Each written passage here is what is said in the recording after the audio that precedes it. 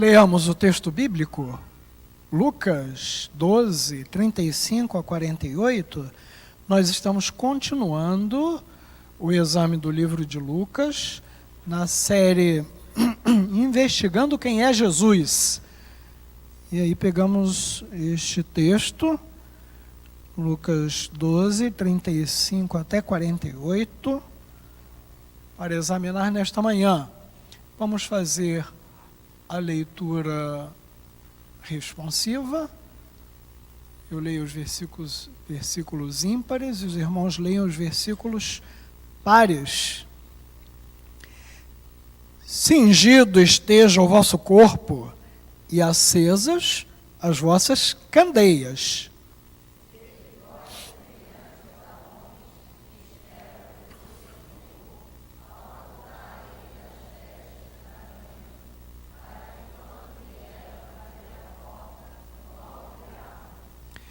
Bem-aventurados aqueles servos a quem o Senhor, quando vier, os encontre vigilantes. Em verdade vos afirmo que ele há de cingir-se, dar-lhes lugar à mesa, e aproximando-se, os servirá.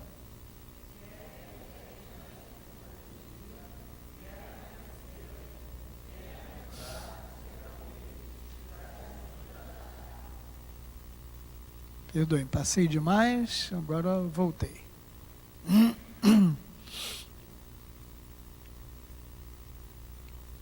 Sabei, porém, isto: se o pai de família soubesse a que hora havia de vir o ladrão, vigiaria e não deixaria arrombar a sua casa.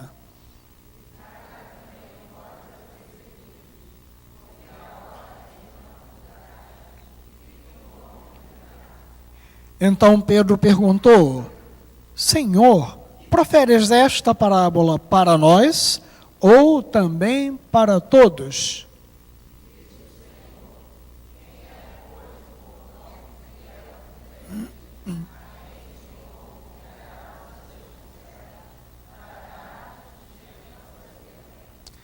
Bem-aventurado aquele servo a quem seu senhor, quando vier, achar fazendo assim.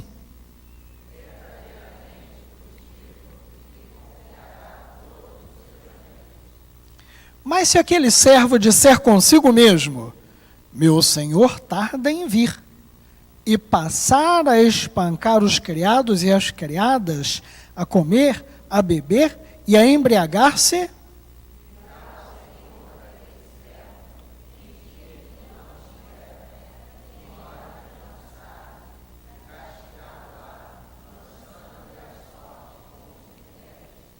aquele servo, porém, que conheceu a vontade de seu senhor e não se aprontou, nem fez segundo a sua vontade, será punido com muitos açoites.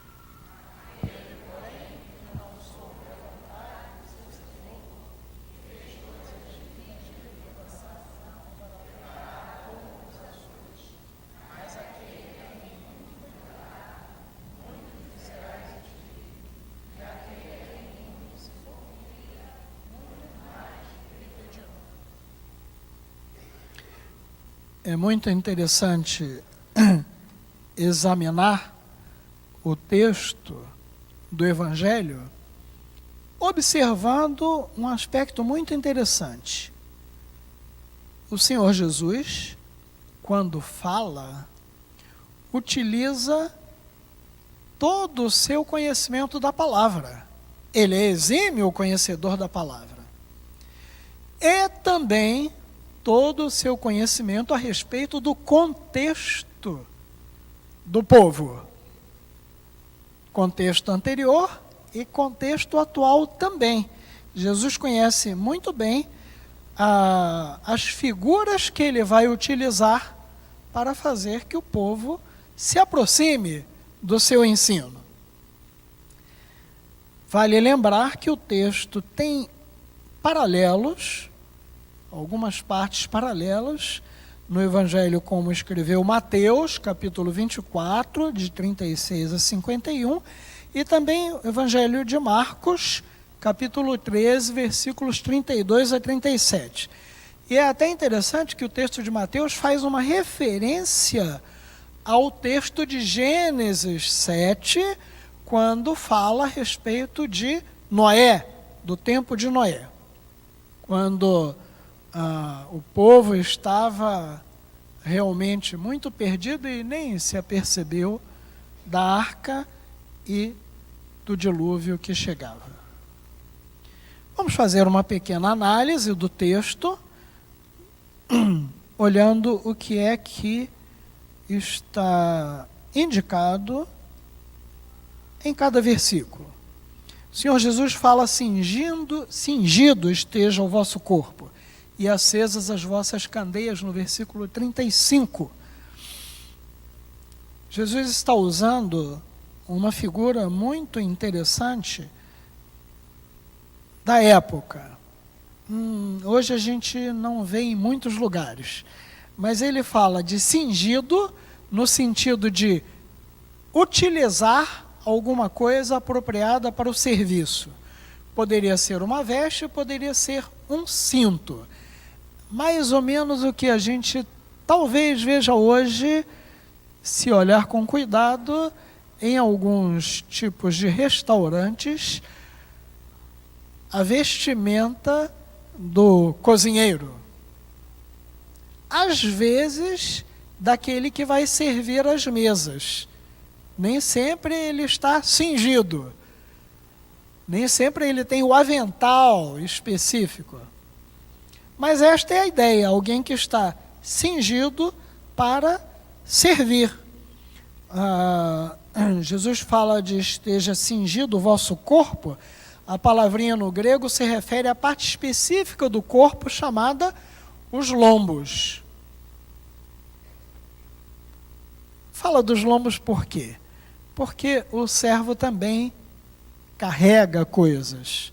Então, quando há um cinto, alguma coisa que possa apoiar-se nos seus ombros, fica mais fácil para carregar. A ideia é estar pronto para o serviço. E é interessante observar que no texto do Evangelho segundo João, capítulo 3, versículo 14, talvez os irmãos sejam bem lembrados, quando Jesus está com os seus discípulos, ele vai lavar-lhes os pés. Então o texto diz: levantou-se da ceia, tirou a vestimenta da cinta e, tomando uma toalha, cingiu-se com ela.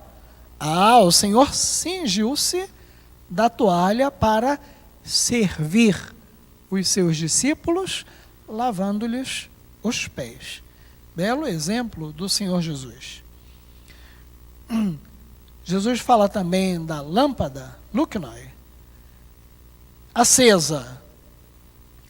A lâmpada naquele período era candeia, e a candeia precisava estar acesa com fogo, porque senão não ia iluminar nada. Deste versículo nós podemos entender que o Senhor Jesus fala a respeito de servos de prontidão para servir ao Senhor. E ele vai falar disso na sua volta, vai referir-se ao Senhor na sua volta no versículo 36. Sede vós semelhantes a homens que esperam pelo seu Senhor ao voltar ele das festas de casamento, para que quando vier e bater a porta, logo lhe abram. As festas de casamento são alguma coisa que o Senhor Jesus conhece bem. Ele participou de algumas, mas ele entende bem o contexto das festas. As bodas ou o banquete nupcial começavam quando o noivo chegava à casa da noiva para levá-la para a sua casa. A noiva estava esperando o noivo, mas a que hora o noivo ia chegar? Não era um casamento marcado como o nosso, que o noivo chega e a noiva não chega. Não é assim, não era assim. A noiva estava lá na sua casa pronta, com as suas damas de honra, todas prontas, e aguardava o noivo chegar. Lá no texto de Mateus 25, de 1 a 13, a parábola das 10 virgens, que talvez os irmãos lembrem-se bem, as virgens estavam prontas, aguardando que o noivo chegasse, para encontrar-se com a noiva. E elas estavam com as suas lâmpadas acesas. A festa das bodas poderia durar uma semana. Lá em Gênesis 29, quando se fala de Jacó e Lia, na realidade Jacó ia casar-se com Raquel, acabou casando com Lia, o texto fala de uma semana. E quando Labão vai não desculpar-se, mas vai dizer a Jacó que aguarde, ele diz, vamos esperar a semana desta. É a semana das festas. Mas ali não houve esta espera e houve mais 7 anos. Em Juízes, quando Sansão vai realizar o seu primeiro casamento, também se fala dessas bodas, também se refere a uma semana. Interessante. Quem é o próximo a casar-se aqui? Pode fazer uma festa de uma semana. Mas vamos ter bodas de ouro também. Bodas de ouro devem ser 14 dias. Certo, Miguel? Muito bem. Há umas palavrinhas interessantes neste versículo. Homens que esperam pelo seu Senhor. Essa espera, no texto hebraico, usa uma palavra que quer dizer espera com atenção, com expectativa. Não é aquela espera de quem fica aguardando que o tempo vai chegar. Não, com expectativa. O meu Senhor vai chegar. O Senhor referido é outra figura interessante daquele tempo, quando poderia haver a escravatura. Então, o Senhor era Senhor daquelas pessoas que ele comprou de alguma forma. São os seus servos neste sentido bem específico. Eles não têm nenhum desejo próprio, nenhuma vontade própria, nenhum direito próprio. Eles são do Senhor. E a palavrinha que fala logo tem o sentido de imediatamente. Então, o Senhor chegou, corre e abre a porta. Bem-aventurados aqueles servos a quem o Senhor, quando vier, os encontre vigilantes.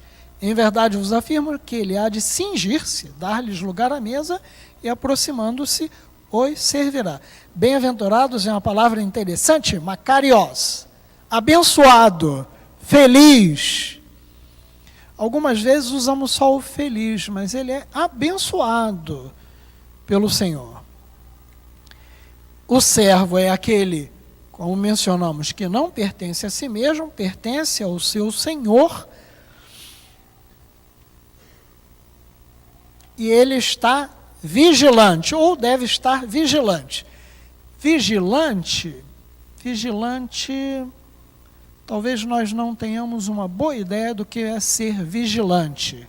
A nossa ideia é daquele que está na guarita, vigiando, mas há uma ideia interessante que é aquele que toma cuidado para que, por causa de sua indolência, alguma calamidade destrutiva alcance outra pessoa. É uma coisa muito pessoal. Estou vigilante porque algo pode acontecer ao outro. É uma ideia muito forte de vigilante. É interessante a observação que o Senhor Jesus faz, que o Senhor, ao chegar, encontrou o servo vigilante. Então, olha, ele mesmo, o Senhor, há de cingir-se, dar lugar à mesa àqueles servos e servi-los. A palavrinha para servirá é diakosés, diakosei.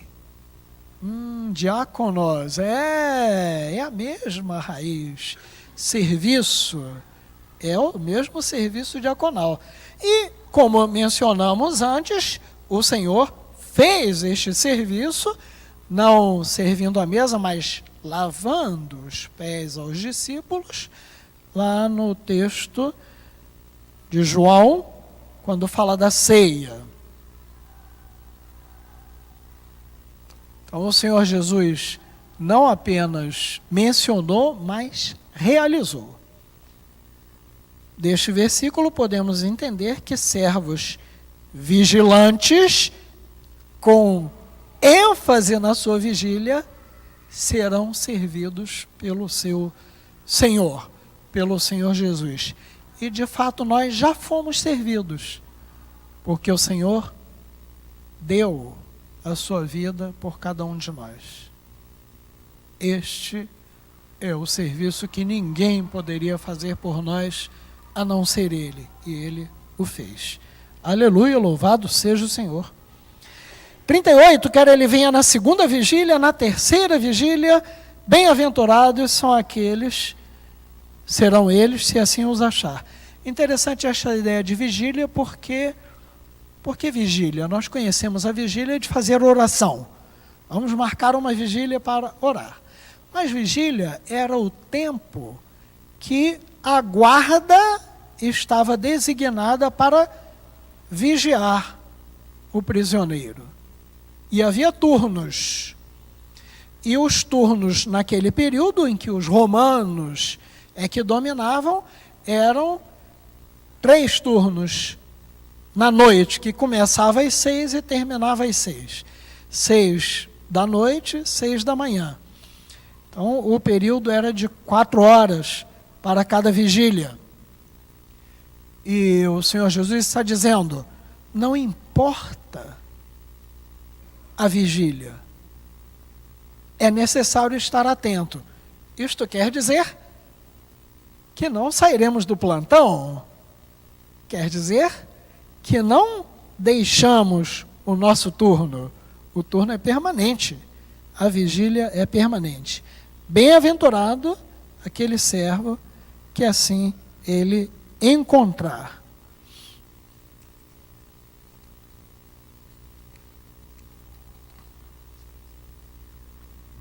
Servos vigilantes em todo o tempo. Sabei, porém, isto: se o pai de família soubesse a que hora havia de vir o ladrão, vigiaria e não deixaria arrombar a casa. Quando o texto grego fala de hora, até utiliza uma palavrinha cuja sonoridade é igual, é hora. Está se referindo a hora específica. Não está se referindo a qualquer hora, aquela hora em que o ladrão vem. Então, ele estaria vigilante. Vigiaria aqui é a mesma palavra, com a mesma raiz, diante de vigilante. Estaria vigiando. E aí, nada aconteceria.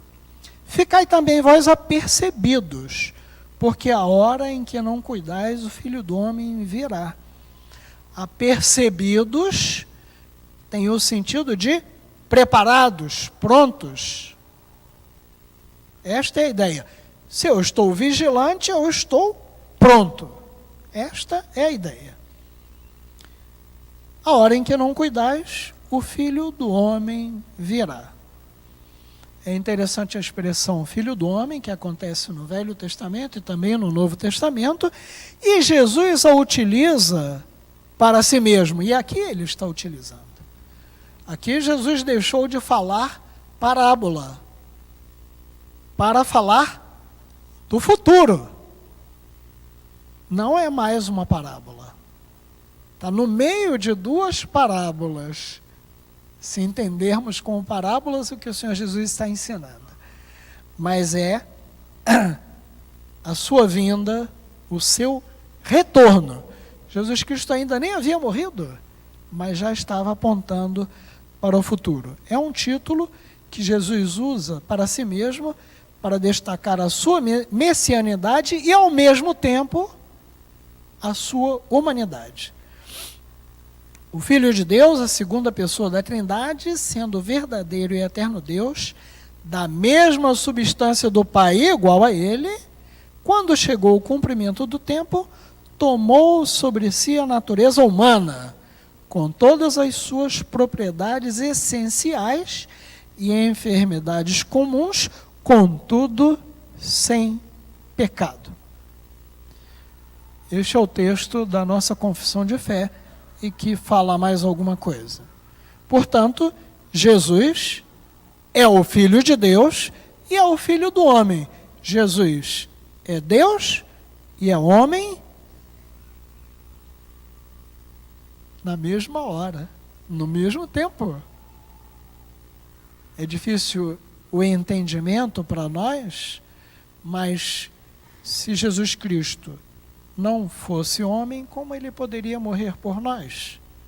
Como ele poderia pagar pelo nosso pecado? E ele é Deus, porque ele é o Filho de Deus e fez parte do plano da salvação. No versículo 41 é que Pedro vai perguntar se o Senhor está falando por parábola. E Pedro aqui não entendeu que Jesus, ao referir-se ao Filho do Homem, não estava falando uma parábola, mas estava falando a respeito do futuro. E ele pergunta se é para todos.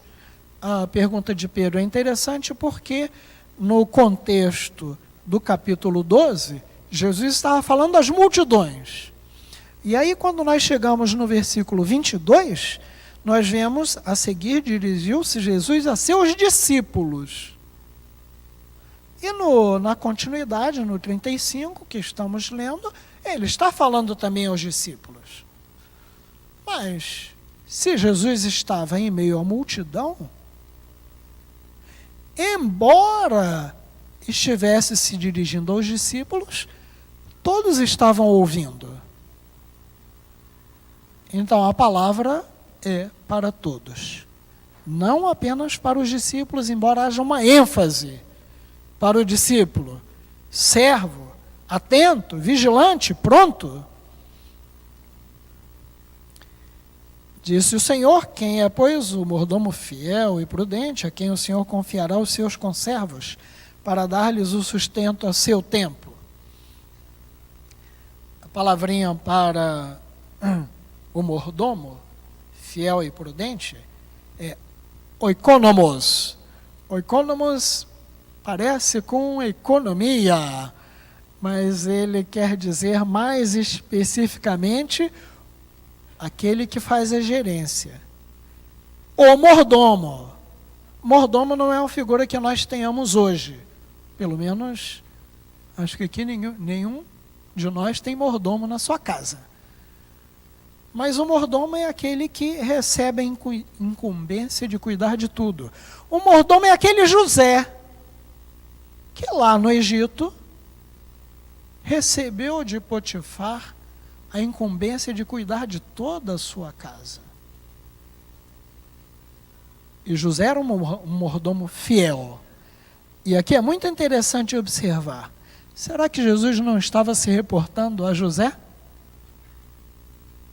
Será que quando Jesus falava àquele povo, ele não estava fazendo que o povo se lembrasse daquele mordomo fiel, José? Porque José era um escravo. Assim como o mordomo a que o Senhor Jesus está se referindo. Porque Jesus no 43 vai dizer: bem-aventurado aquele servo. Então o mordomo e o servo têm a mesma característica. Pertencem ao seu Senhor.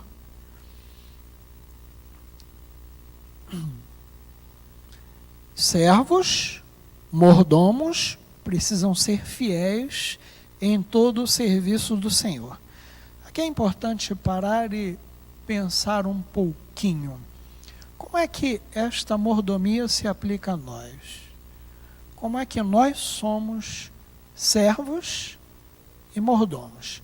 Talvez seja mais simples para nós dizer, eu sou servo, eu sou o doulos. Então o doulos só serve, só cumpre. Mas o Senhor disse que nós somos mordomos também, porque Ele está falando do servo mordomo. Está apontando para o servo como um mordomo. Será que nós somos mordomos? Será que o Senhor colocou alguma coisa sob nossa responsabilidade? Pastor, o Senhor colocou alguma coisa sob sua responsabilidade? O Senhor colocou alguma coisa sob sua responsabilidade? Colocou as ovelhas sob responsabilidade do pastor. Vamos perguntar aos presbíteros. Miguel, você que é presbítero, o Senhor colocou responsabilidade sobre você? Colocou, né? Vale a pena até pensar, como presbítero, na responsabilidade do pastor. Antes do reverendo Fábio, nós tivemos aqui na igreja vários pastores. Então, cada pastor foi responsável pelo rebanho. Mas os presbíteros estavam aqui.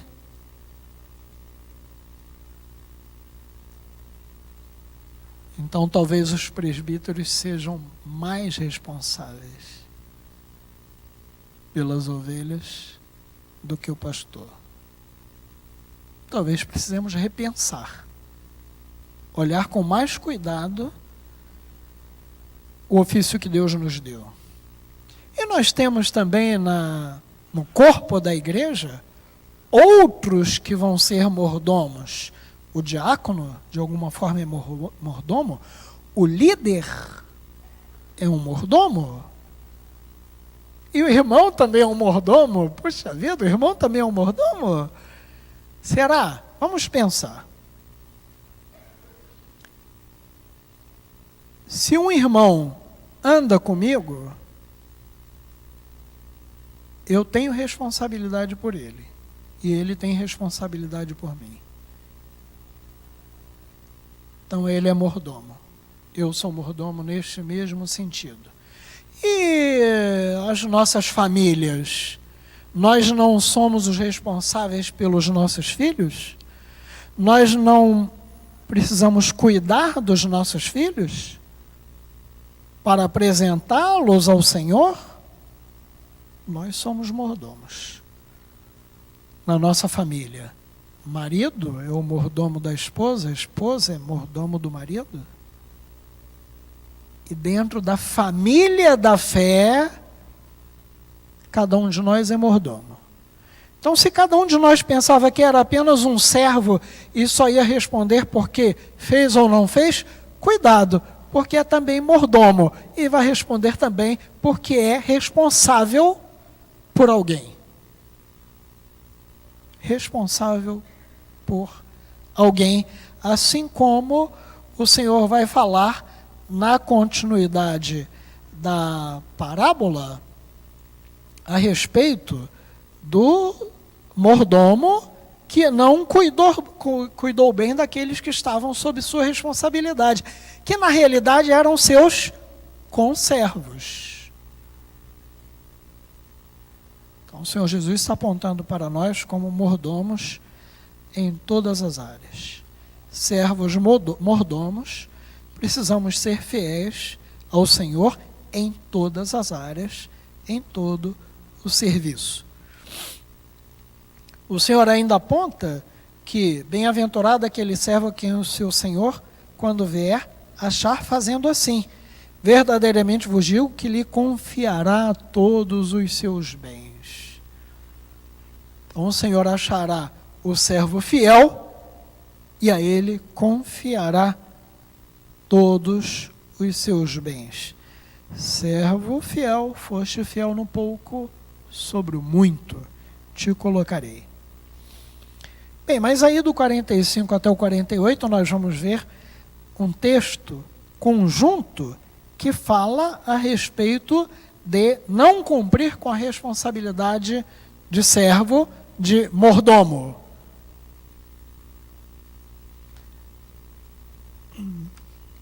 Primeiro, falar que o Senhor não tarda em vir é perder a ótica da prontidão. E o Senhor Jesus aponta para nós como servos que estejam permanentemente atentos. Então não podemos falar em o Senhor está tardando. Já estamos em 2016, o Senhor não voltou?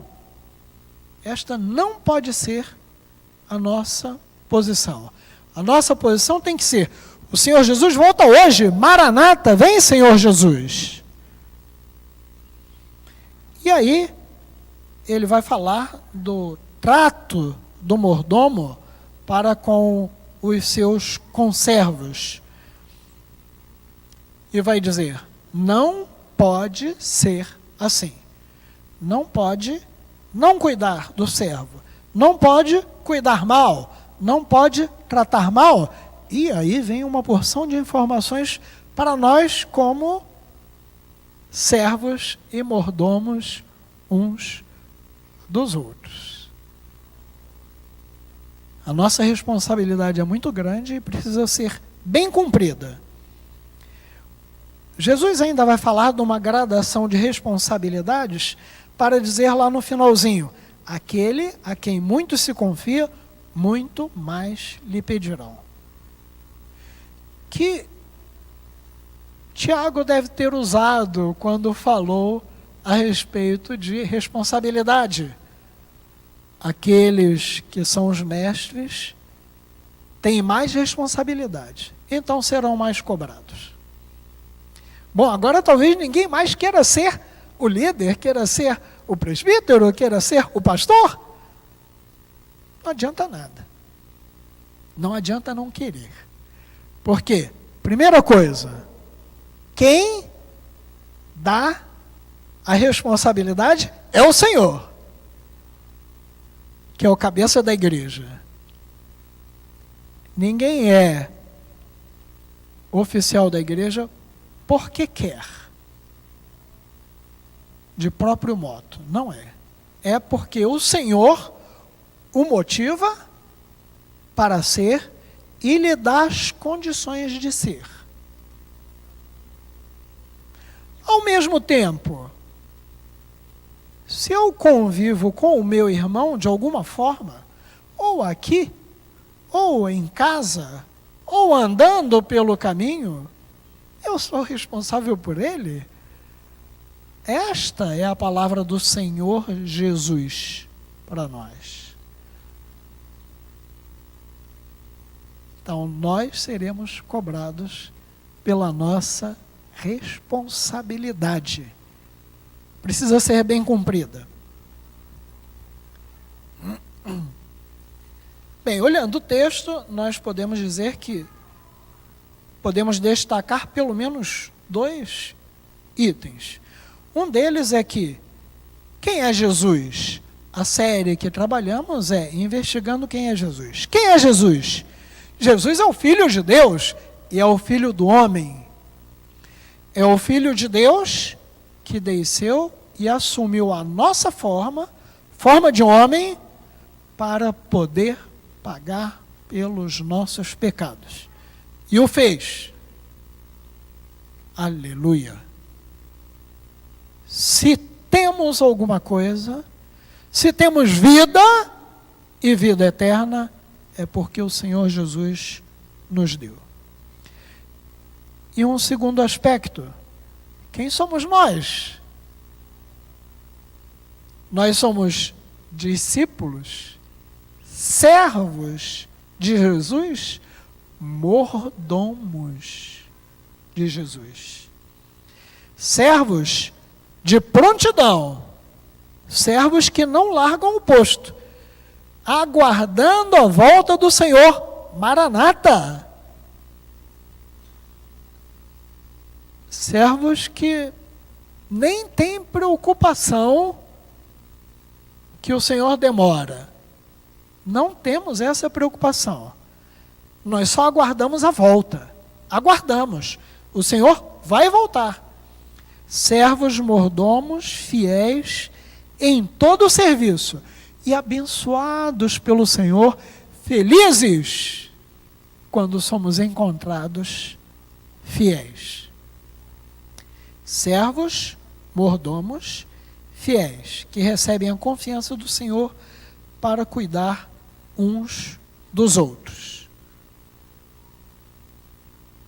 Que sejamos fiéis, conscientes de que somos servos do Senhor, conscientes de que esse serviço estende-se ao outro, e aí nós somos mordomos do Senhor, conscientes de que precisamos estar atentos, prontos, porque o Senhor Jesus vai voltar. Maranata, vem Senhor Jesus. Amém.